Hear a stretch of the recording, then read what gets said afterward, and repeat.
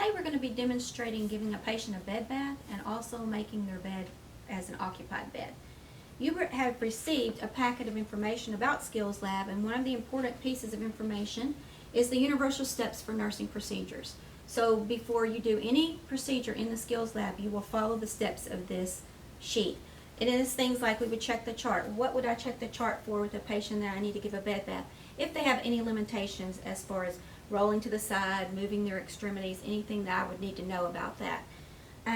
You collect the equipment. Okay, so for the bed bath, you need a wash basin, you need several washcloths, several towels, soap, lotion, toothpaste, toothbrush, or toothette depending on the patient, and a cup for them to use.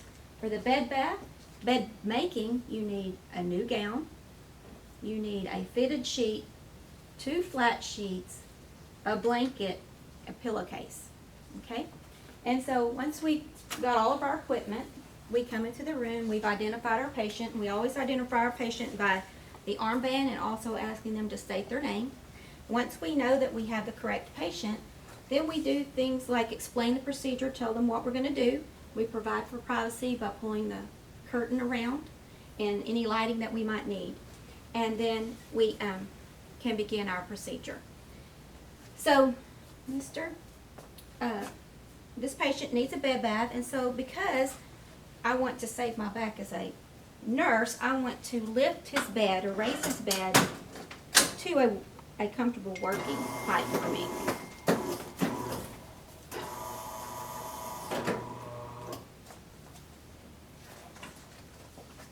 Okay, so that's about waist height.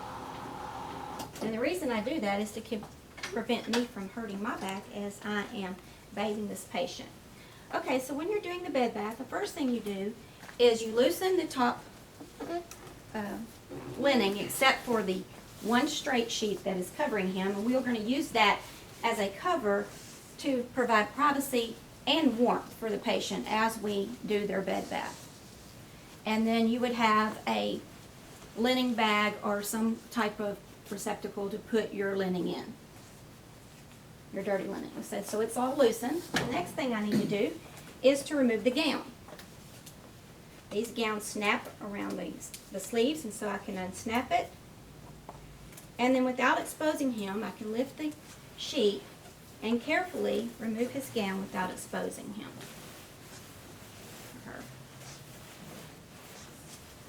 And I would discard of that. Okay, other things that I've prepared is I have my wash basin with warm water and my washcloths. And the first thing that I'm going to do is oral care.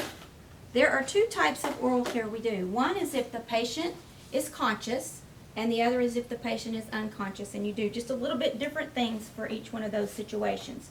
So if the patient is conscious, you want to raise his head, and you're going to always let your patient do whatever they can do for themselves. So if your patient has the ability to brush his own teeth, then you're just going to be in a supportive role.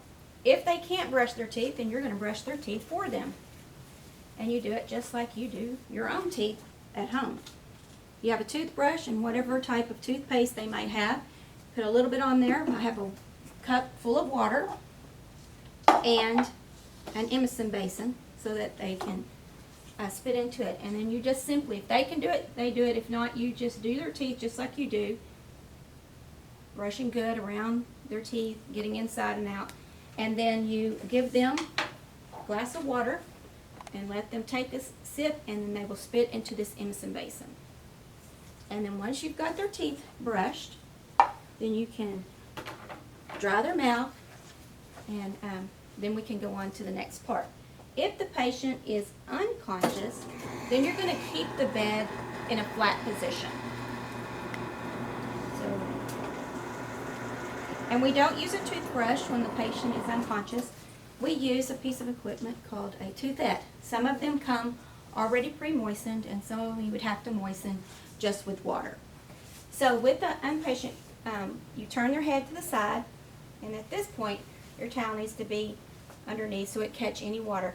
The main thing with the toothette is as you moisten it, make sure that you squeeze out excess liquid, because we don't want any liquid going into the patient's mouth, because an unconscious patient does not have a gag reflex, and they can aspirate on that fluid, and we don't want that to happen. And so then you would just slowly brush their teeth, whatever parts. You never want to force it into their mouth, but you clean their gums as much as you can get to without forcing it into their mouth. Once you're finished with that, then you can just discard that in the trash can. Make sure that you have all liquid around his mouth and dry and good. And so that would be oral care for the conscious and the unconscious patient. The next part of the bath is you start with their head. So you put a towel underneath their head. And with the face, we don't use any soap for washing the face. The main thing with your washcloth is that you're to form a mitt. So you put your hand in the middle of the washcloth, fold it over your hand, and then tuck the top into the mitt. And now you have a wash mitt. So I would moisten my washcloth, and I'm going to start with the eyes. And if I'm doing a bed bath by myself, I always start with the side furthest from me and then come to the side nearest me. And so you begin in the inner canthus of the eye and you wash outward. And every time you wash that side of the eye, you change the position of your washcloth so that you're not going back over it with what you've already washed. Okay, so that would be that eye. Then now we come to the eye closest to me. Inner canthus, out, change the position of my washcloth, and continue until I have that part of their face washed. Now I can move on to the entire face, and I still am not going to use any soap on their face. I have my mitt formed, and I begin on the side furthest from me, and I want to make sure I get their ear, and make sure that you lift up their ear and get behind their ear, because lots of secretions will form there and they can get skin breakdown. And you continue to wash their face and come to this side, making sure I get in their ear and around their ear and down their neck. Okay? Now I'm going to dry their face off, and then I'm going to move to the chest area. So I can move my towel. Sorry, I'm going to go to the arm, and I would go to the arm furthest from me. Put a towel underneath their arm. And now I can use soap on the body. Again, I have my washcloth in a mitt. I can have some soap, whatever soap your institution is using. Put it on the washcloth, or I can put some into the water. It's a no-rinse solution that they use at the hospital. And you begin from the wrist area, and you make smooth strokes all the way up toward the axillary area. And the reason we do that is we're trying to promote blood flow back to the heart also, plus cleaning them. So it has two purposes for that. Once I have that arm washed and dried, then you can move to the side closest to me. And you may ask, why are you not doing the hands? We do the hands last before we go on to the lower part of the body. Okay, so once again, I have my mitt formed, and I wash from the wrist area toward the axillary area.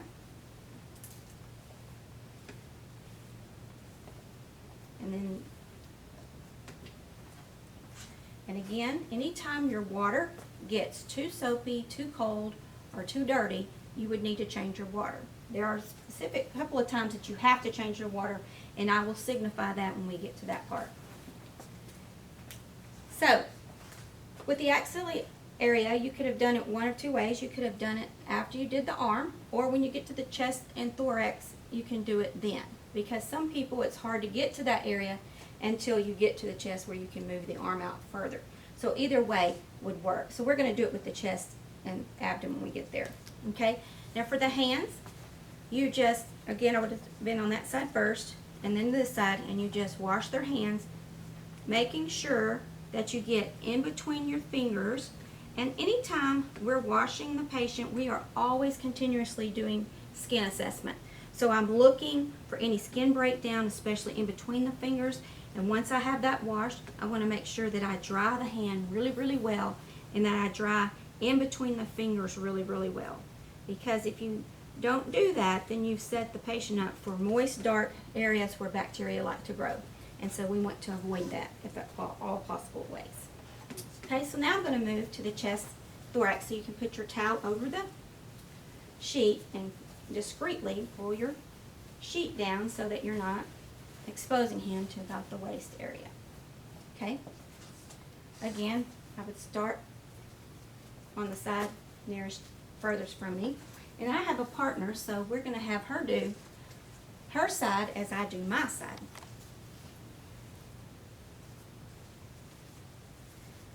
And at this point, I could put my table up over where she could reach it, but for this video, we're just going to assume that she has a wash basin on that side. Okay, so then you lift your towel up as you're washing their thorax. And again, you may want to get to the axillary area this way. Clean it really, really well. For females, you want to make sure that you get the breast tissue out of the way and clean up under their breast tissue, because skin on skin, dark, warm, and moist is a prime place for bacteria to grow. So using either another washcloth or the towel, you would just lift up their breast tissue and wash underneath, looking at the skin really, really well, and then make sure you dry it really, really well. Same thing with the axillary area. Make sure that you get into the armpit there area and get it nice and clean, and then make sure that you dry it really well. And at this point, you can put the patient's deodorant on if they prefer. Okay? So now we'll move to the abdominal area. And again, I'm looking at my water, making sure it's not too soapy, too dirty, or too cold. And you wash the abdominal area down to this pubic symphysis. And making sure you get into the umbilicus and get it clean. And then you dry that really well. And then you can pull the sheet back up over the patient and take our towel out.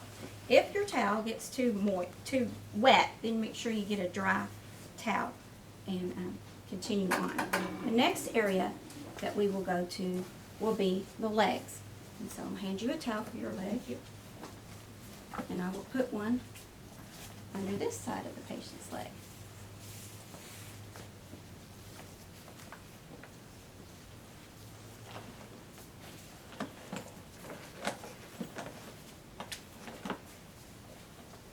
Okay, and now we start the ankle area. And again, we're going to do long, smooth strokes, and we're trying to promote blood flow back to the heart, so that's why we talk about going in this direction.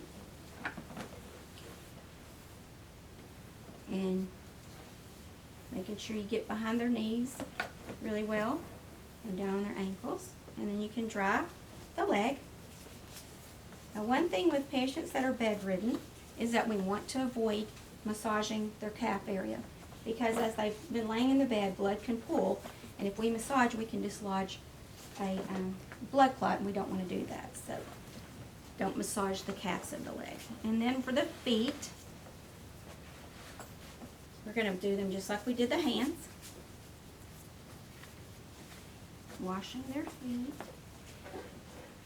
And make sure when you're down here that you're doing good skin assessment, because lots of patients get skin breakdown on their heels where they've been resting their feet on the bed. And then make sure you get in between the toes really, really well. And again, you're assessing all your skin areas for any breakdown. And then dry them, and make sure you dry in between the toes really well.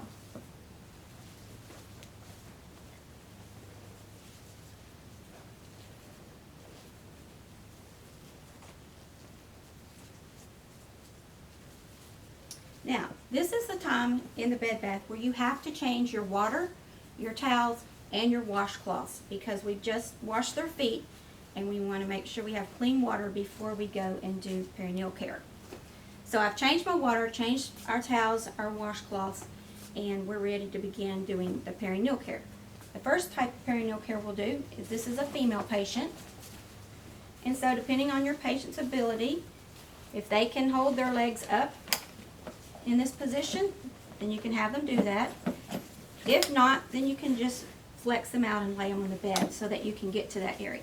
We want to keep them covered as much as possible, and we want to keep them warm. Okay, so I have a towel down here. Once again, I have clean water, clean washcloths, and I'm going to begin perineal care. So for the female patient, I'm going to start on the side furthest from me, and I want to make sure that I clean the side furthest from me, and I always want to go from front to back. And so I want to make sure I get down in there really well. You have to hold their labia open, and I'm going in the direction from front to back or toward the anus. And anytime I want to change or do another swipe to clean, I need to change the position of my washcloth so I'm not going back over it. And then I do the side nearest me, and then I do this straight down the middle. And then after I've washed it really well, then I want to make sure that we dry it really well. All the folds get dried so that we don't set them up for any more infection. Okay? Now I'm going to switch the position of the sex of the patient so that I can show you then how you would do perineal care if this patient was a male patient. Now for the male patient, you have to observe and decide if have they been circumcised or have they not been circumcised. If the patient has not been circumcised, that means they have the foreskin that's covering the urinary meatus, and so you want to take that foreskin and pull it back so that you're exposing the head of the penis. So you take your washcloth and you begin at the tip of the penis, and you're going to go in circular position all the way down the base of the penis. And if you need to change positions of your washcloth because you need to do it more than once, then you change position, circular movements all the way to the base of the penis. And then once you have the penis cleaned, then you would dry it. And then it's very important then that you do push the foreskin back down to cover back over. If you don't, then it can become like a tourniquet and the patient will have all kinds of issues.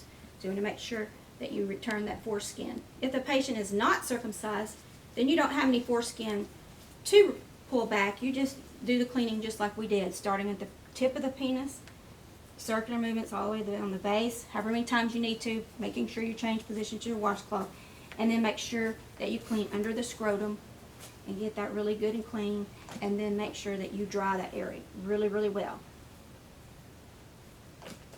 And so that would be perineal care for the female, the uncircumcised male, and the circumcised male. So after that, you can cover him back up. And again, this is another time when you have to change the water, your washcloths, and your towels, because now we're going to turn the patient over and we're going to wash the back. Okay? So we've got all new towels and washcloths. And so I'm going to have Miss Manning help me move this patient. And so to move a patient, you want to make sure you don't have this sheet that's going to get pulled up under him, so you have to lift it up a little bit. If the patient can bend their leg, you can have them bend their leg. If they can't, you can just cross this leg over that leg. And then this arm would go this way, and as Miss Manning pulls them close to her, she'll put the arm rail up so that helps keep the patient from falling out of the bed. Okay? I'm going to remove this pillow for right now. And now I'm going to place my towel long ways along his back. And once again, I have new water, new washcloths, new towel. And I begin at the top of the neck and make long movements down toward the buttocks.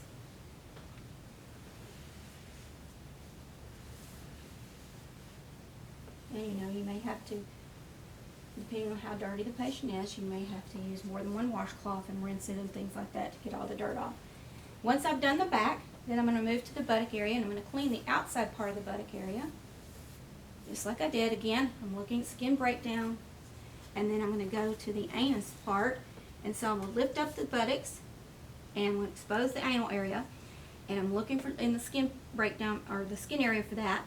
And then I'm still going to clean from the front to the back. So I begin here and make motions this way from front to back. Change the washcloth area each time you need to clean that area. And then once I have that good and clean, I want to make sure that I dry it really well. And at this point in your procedure, if your patient can tolerate it and if they desire, you can do a back rub. And so you would get lotion in your hands and you would warm it up between your hands, and you start at the sacral area and you just do long, smooth movements up and around, keeping your hands in contact with the patient, 3 to 5 minutes. And then as you begin to finish up, you tell them, I'm about to be finished with your back rub, and then you take your hands off. Any excess lotion, you want to make sure that you dry that off, because we don't want any of that staying on them. Okay, now at this point, I'm ready to go to making my bed for this patient. So I've still got them on the side. I want to loosen my bottom sheet. And you always want to pull your, or put your linen, you want to roll it toward the middle, up along her back.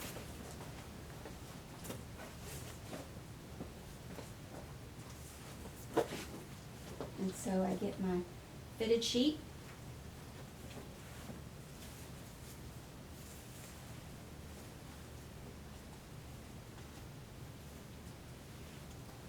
I want to make sure the rough seams are not up next to the patient, so I'm going to make sure that's down toward the bed.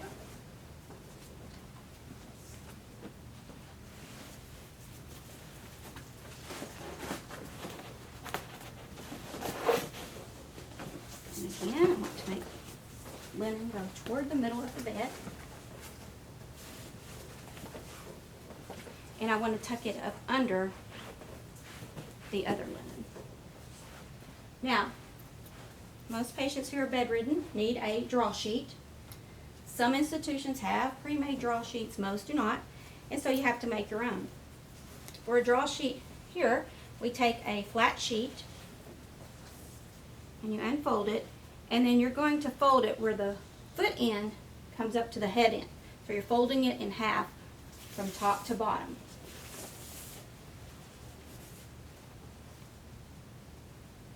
And if you know this your institution that you need to make your own, you can make this before you get to doing the bed, so your patient's not having to wait for you to make your draw sheet. But I wanted you to see on video how you make a draw sheet. And so then once I have it, I want the folded end to be up next to his shoulders, because the draw sheet should fall between their shoulders and just below their hips, because it's used for moving the patient, and you want the biggest part of the bulk of their body to be supported with your draw sheet. So once you have the draw sheet made, you want to make sure you tuck in on your side enough to tuck in, and then leave enough to tuck in on the other side. So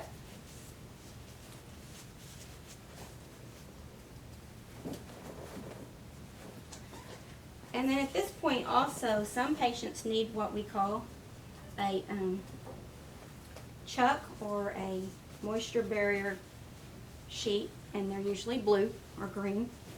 And you could put that here now if you needed to. Okay, so I'm going to have this rolled up under the patient. And then I'm going to tell the patient, I'm going to roll you back to my side. There's going to be a little hump you'll go over. And they can reach with their arm if they can, and roll them over. And then I can keep using my sheet to keep them covered.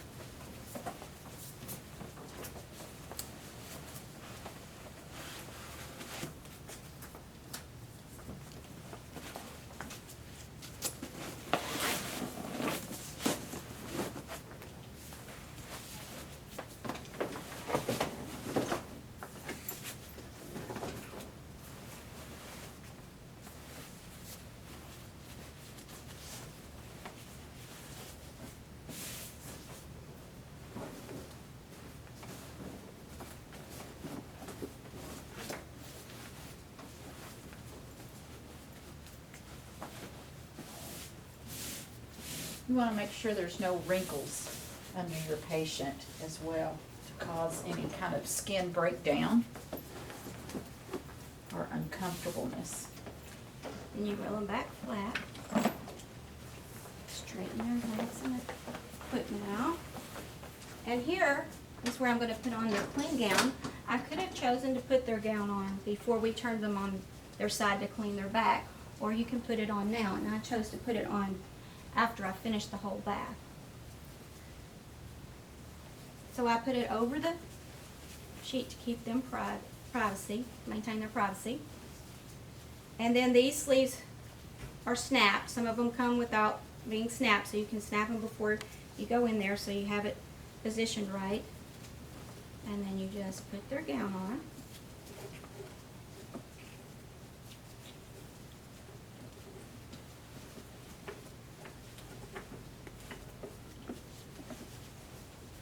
At this point I can pull this one down a little bit. And we can get rid of that top sheet. And then I brought with me another top sheet that we're going to use as the top sheet. And the main thing with the top sheet is you want to look at the seams. You want to make sure the tag is at the foot end. And you also want to look at the seam at the top. And this may be hard for you to see on the video, but you'll see that there's two edges to the seam. One is considered rough, which means you can see where the seam comes together. And I want that part of the sheet to be up, away from the patient. And in a minute you'll see why we have that up.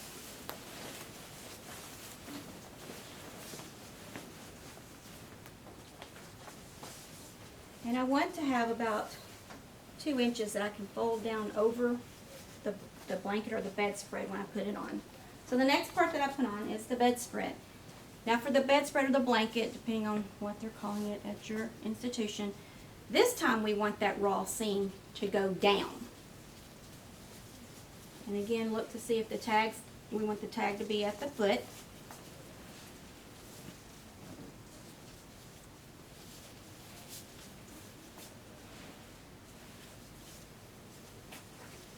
And you want the blanket to be about 2.5 inches below the sheet.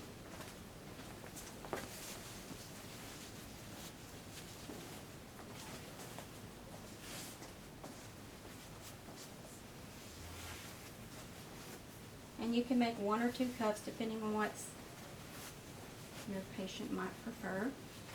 And then at the bottom, we want to fold these, both linens together, the sheet and the blanket underneath. And then we're going to do what we call miter the corner. So I pick it up about right here and I place it up on the bed so that you form a triangle. So with that staying on the bed, then I reach down and tuck the other part that's hanging down. And then I put this down and it should have a triangle at the foot of the bed. And that's called mitering the corners. Okay. Now, after I get this part done, I want to look down here because we do not want our top linen to push down on their toes, which could cause skin breakdown and also another condition called foot drop. So you want to slowly put some slack into the top cover so that it's not pressing down on the toes. Then the last thing I want to do is change the pillowcase. And so at any time you don't want any of the dirty linen contacting your uniform, so you need to make sure that you carry it away from your uniform. So with the pillowcase, you reach into till you get to the middle of the bottom part of the pillowcase. Use your other hand, fold it back on top, and then grab the middle of the pillow and pull it on.